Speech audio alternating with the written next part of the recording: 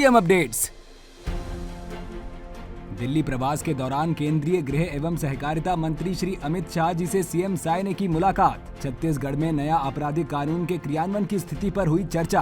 कल शाम रायपुर में पत्रिका समूह द्वारा आयोजित की नोट एड्रेस कार्यक्रम में शामिल हुए सीएम साय। सीएम साय की पहल पर शुरू किए गए सुशासन तिहार में लोगों को उनकी समस्याओं का मिल रहा त्वरित समाधान। खबरें विस्तार से।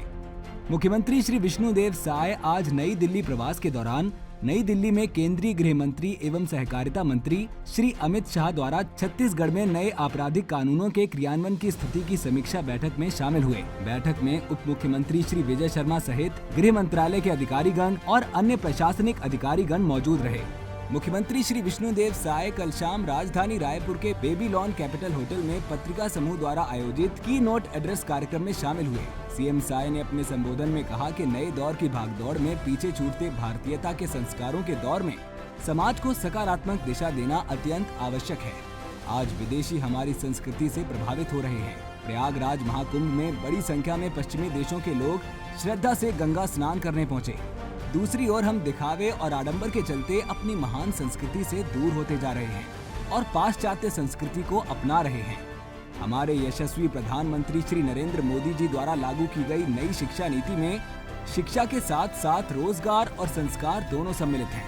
मुख्यमंत्री श्री साय ने कहा कि मैं श्री गुलाब कोठारी को बधाई देना चाहता हूं कि वो अपनी लेखनी के माध्यम से समाज को निरंतर सकारात्मक दिशा दे रहे हैं। पत्रिका समूह के दायित्वों के साथ साथ वो जो समय निकाल रहे हैं उसे सामाजिक चेतना के लिए समर्पित कर रहे हैं और ये अत्यंत सराहनीय है।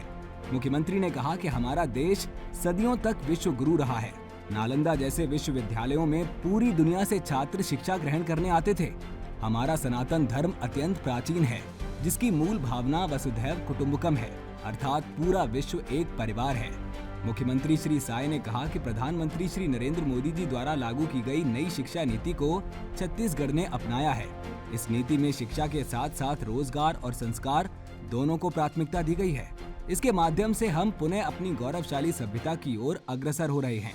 कार्यक्रम में IIM के डायरेक्टर प्रोफेसर राम कुमार काकानी और कोंडा गांव की युवा उद्यमी सुश्री अपूर्वा त्रिपाठी ने भी विचार रखे।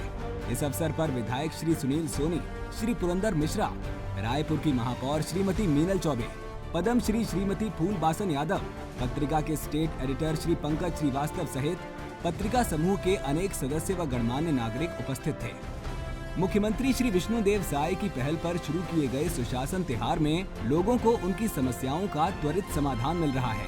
रायगढ़ जिले में सुशासन तिहार के अंतर्गत आधार कार्ड बनवाने या उसमें सुधार के लिए विशेष कैंप लगाए जा रहे हैं। टीम गाँवों में पहुंचकर आवेदनों का निराकरण कर रही है। वहीं किसान किताब के आवेदन पर कृषक को उसके घर जाकर प्रति सौंपी गई। मनरेगा के जॉब कार्ड के लिए आवेदकों को घर बैठे ही जॉब कार्ड बनाकर दिया गया है। हर ब्लॉक में प्राप्त आवेदनों के आधार पर आज तीन जगहों पर कैंप लगाकर लोगों के आधार कार्ड से जुड़ी दिक्कतों के समाधान के लिए टीमें पहुंची। ग्राम पंचायत दर्रा मुड़ा के निवासी अनुज कुमार निषाद के बेटे गौरव निषाद के आधार कार्ड में कुछ जानकारी सुधारनी थी।